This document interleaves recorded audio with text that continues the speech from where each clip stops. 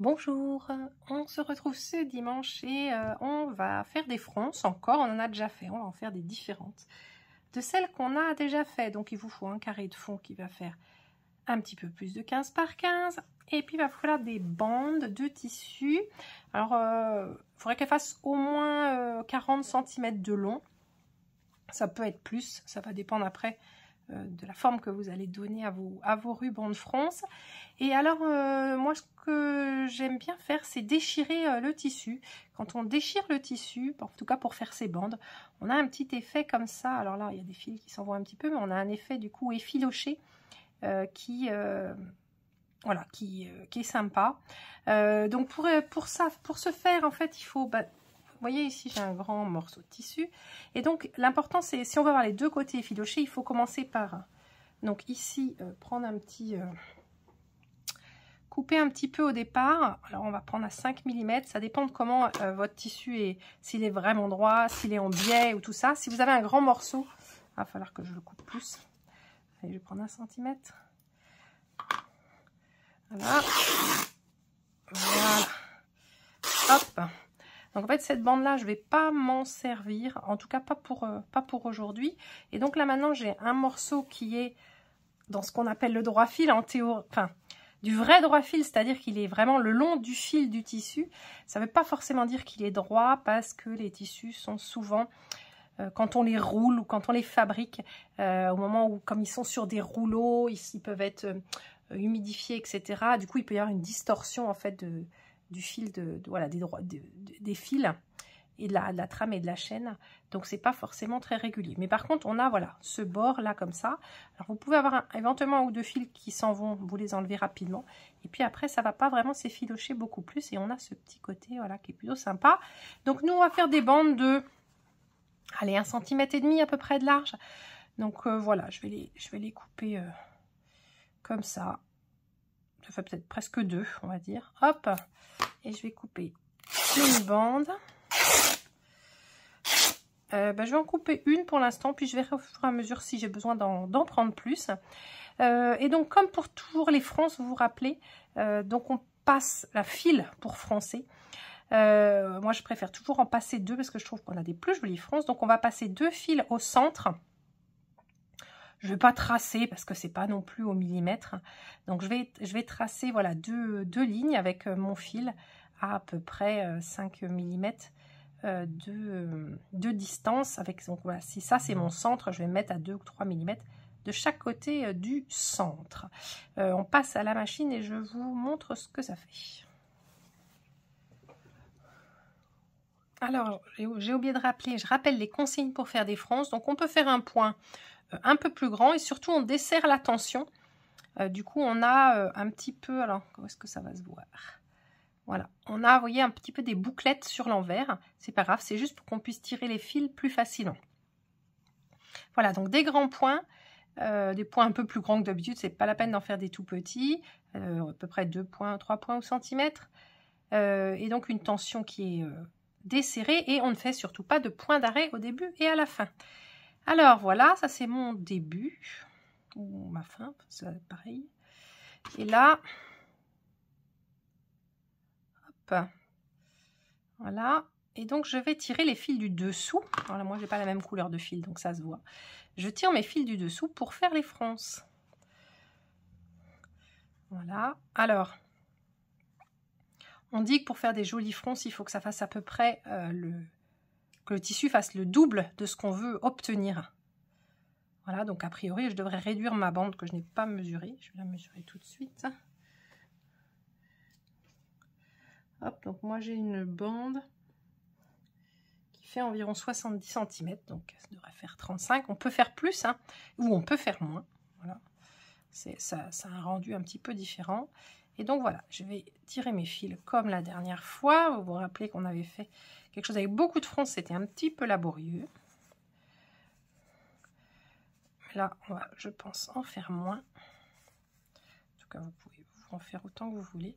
Donc, vous voyez, hein, en fonction de comment on serre, forcément, on a des effets différents. Donc, à vous de décider, finalement, comment est-ce que vous voulez serrer. Vous pouvez même le faire un peu plus petit. J'ai fait 2 cm, vu la taille de notre bloc, on pourrait le faire plus petit. Donc n'hésitez pas si vous voulez faire plutôt entre 1 et 1,5. Voilà. Hop. On continue de tirer, hein. Faut faire attention à ne pas casser les fils.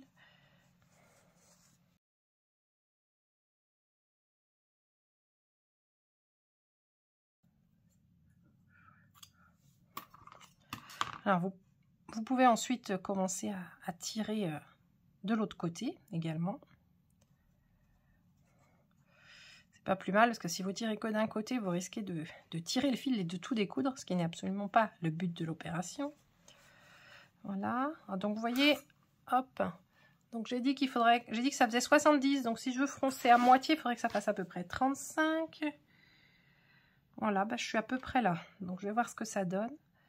Alors, il y a toujours un petit peu de perte au début parce que forcément, les fronces ne vont pas jusqu'au bord. Donc, je vais essayer de répartir à peu près mes fronces.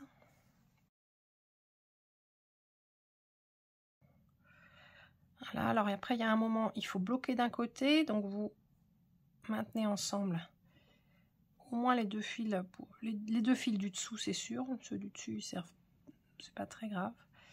Ceux du dessous, vous faites un nœud pour bloquer. Hop, voilà. Et donc maintenant, on va répartir. Et là, c'est bloqué de ce côté-là. Je vais répartir mes petites fronces.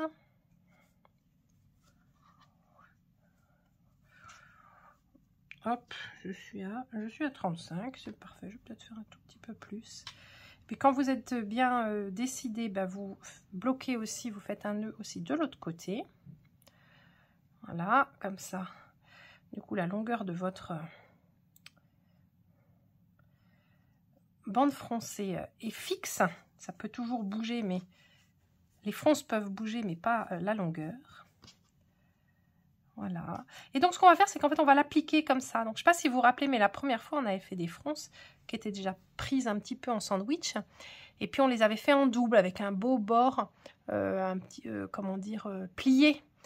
Donc, qui pourrait être pour faire du vêtement, des choses comme ça. Mais là aussi, on pourrait, après le côté effiloché, forcément, à chaque lavage, ça s'effiloche un petit peu. C'est pas forcément très gênant. Et ici, en fait, on va s'amuser. On va l'appliquer directement. Donc, on va prendre des épingles. Hop. Non, je vais pas prendre celle-là, elles sont trop. Okay.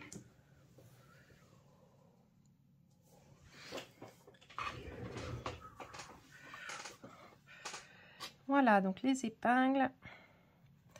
Et puis, vous allez pouvoir, hop, vous voyez, tourner un petit peu pour faire quelque chose. Alors, ça fait un peu rococo, hein, c'est toujours comme ça les fronces. Hop. Et voilà. Alors, vous voyez, il ne faut pas faire plus large que ce que j'ai fait parce que forcément notre carré est tout petit. Hop. Et ben voilà. J'ai juste la bonne taille. Donc 35, c'est pas mal. Après, je pourrais... Enfin voilà, ça dépend du motif qu'on veut faire. Bien sûr, j'aurais pu faire plus grand et faire plus de volutes. Forcément, plus il est large, moins il tourne bien aussi mon ruban. Voilà. Donc vous épinglez et puis ensuite on va piquer. Donc on va piquer entre les deux lignes. C'est ça qui va maintenir finalement les fronces. Et là, pour le coup, on va reprendre un... Hop là. Pour piquer, vous allez prendre un point très serré parce qu'on veut qu'il maintienne bien chaque petite fronce. Parce que si les points sont trop gros et qu'il enjambe de fronce, une fois qu'on va enlever notre fil de fronce, ben on n'aura plus qu'un petit pli. Donc c'est vraiment important pour le coup, alors là, d'aller avec un fil très serré. Pensez que ça va se voir. Donc vous pouvez aussi vous amuser avec des fils, des points fantaisie. Je sais qu'on fait plein de choses avec les points fantaisie, mais je ne sais pas si vous avez remarqué, en général on ne les utilise pas. Donc moi je trouve ça toujours dommage de ne pas utiliser voilà, des fonctions de la machine, surtout qu'on peut faire des choses sympas avec. Et ben non, je vais aller, voilà, hop, je vais aller de ce côté-là, puisque c'est pas plus long. Donc maintenez-le bien avec vos épingles avant d'aller le piquer. Vous pouvez aussi le bâtir ou le coudre à la main, mais pareil à la main, il faudra vraiment faire des petits points ou faire plusieurs points point pour bien tout fixer chaque fronce. Hop. Alors, j'en suis où là? Moi, ça me semble pas mal. Voilà.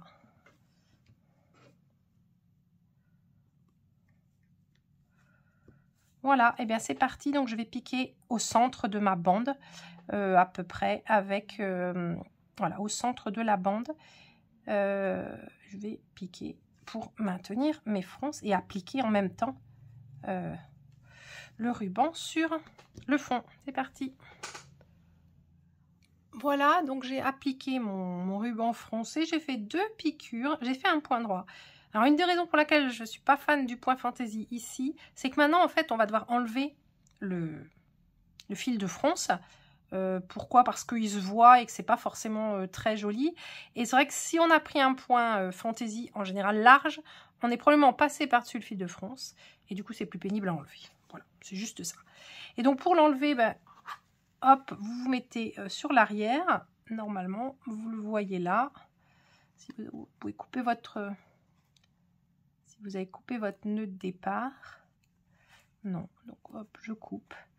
Voilà. Et alors, si vous n'avez pas cousu dessus, ça arrive de temps en temps.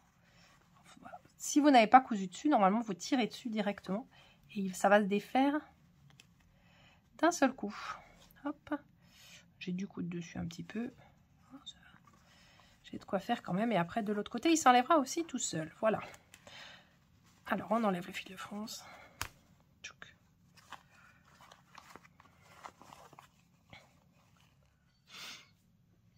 Et voici mon bloc est fini. Ça fait des fronces qui sont plus légères que ce qu'on a pu faire avec le tissu en double, forcément parce qu'il y a moins d'épaisseur.